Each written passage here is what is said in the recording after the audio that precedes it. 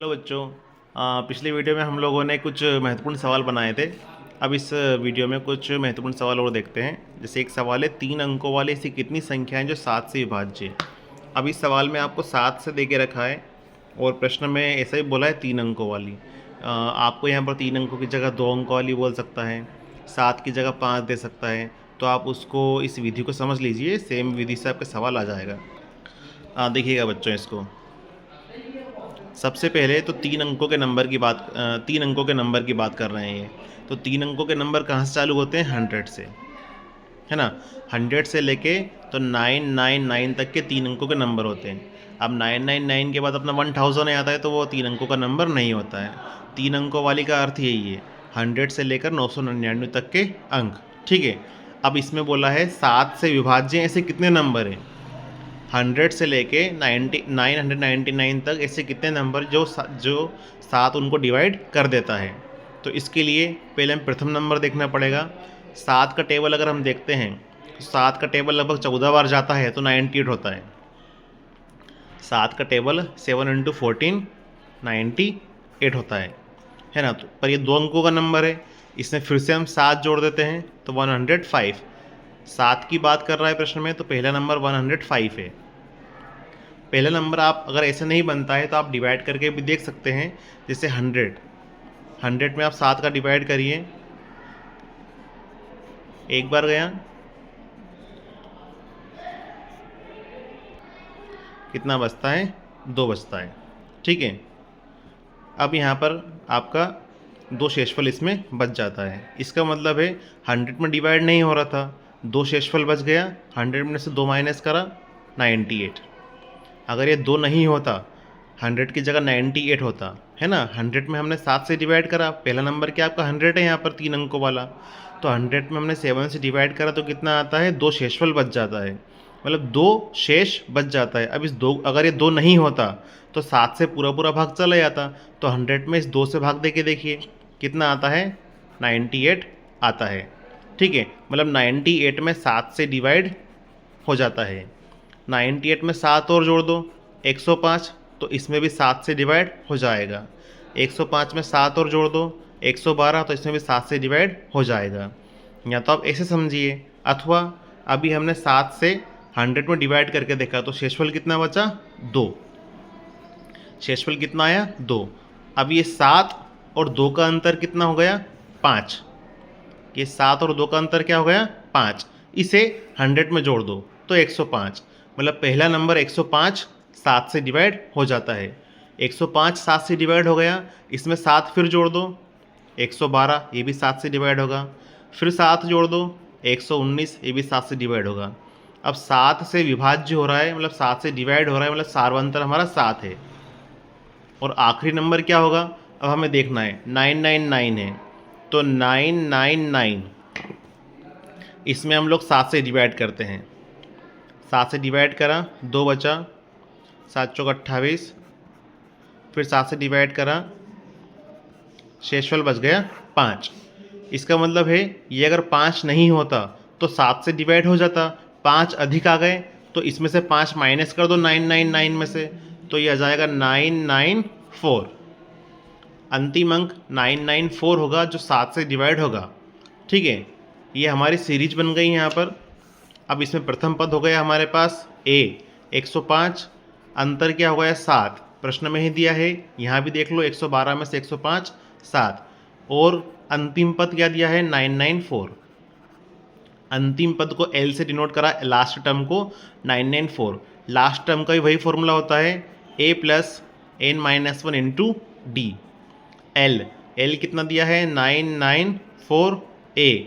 a कितना है आपके पास? 105, n-1 d कितना है? 7। अगले स्टेप में 105 इधर जाएगा, माइनस का हो जाएगा, यहाँ बचा n-1 7। 994 में से 105 माइनस करा तो 889।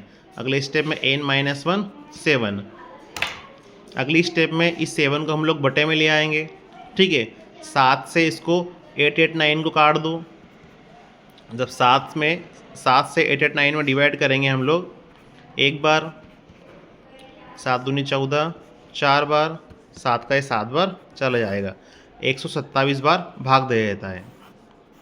ठीक है, अगले स्टेप में 127 प्लस 1 तो n बराबर 128। इस सवाल में क्या हुआ, इस सवाल में पूछा था 3 अंकों वाली ऐसी कितनी संख्या है जो 7 से डिवाइड हो जाती है। तो 3 अंकों वाली संख्या कहाँ से चालू होती है, 100 से तो 999 तक, लेकिन 100 7 से डिवाइड नहीं होता है। तो हमने पहली संख्या देखी 105 7 से डिवाइड होता है क्या। अगर आपको ये टेक्निक नहीं आई तो आप डिवाइड करके देख लेना। 105 7 से डिवाइड हो जाता है, पहला नंबर हमें मिल गया था। 105 डिवाइड होगा तो 112 119 ये सब 7 से डिवाइड होंगे, 7 इनमें जोड़ देंगे क्योंकि 7 वाला प्रश्न पूछा है।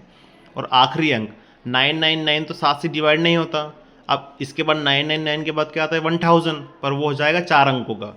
प्रश्न में 3 अंकों वाली बात करी है तो 999 से पहले 998 997 995 994, तो अंतिम अंक 994 होता है जो 7 से डिवाइड हो जाता है। a बराबर 105 दिया है, d हमारा 7 है, अंतर 7 दिया हुआ है, और अंतिम पद l बराबर 994 दिया है। अंतिम पद का भी फॉर्मूला लिखा, वही फॉर्मूला होता है। l की जगह पर 994, a 105 है, d हमारा 7 है। 105 इधर आया तो माइनस का हो गया, 994 में से 105 गया तो 889, यहाँ पर n-1 7 बचा, अगले स्टेप में 7 बटे में चला गया। 889 को 7 ने काट दिया 127 बार, 1 था, 1 इधर आया तो प्लस का हो गया, इनको ऐड करा तो 128। इसका मतलब ये है 3 अंकों वाली कितनी संख्याएं 7 से डिवाइड होती है, 3 अंकों वाली 128 संख्याएं 7 से डिवाइड हो जाती हैं। आई थिंक बेटा आपको ये सवाल समझ में आ गया होगा। अब इसके जैसा एक सवाल और है,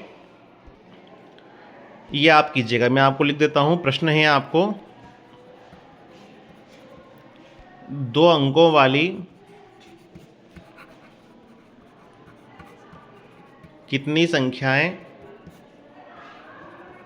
3 से विभाज्य है।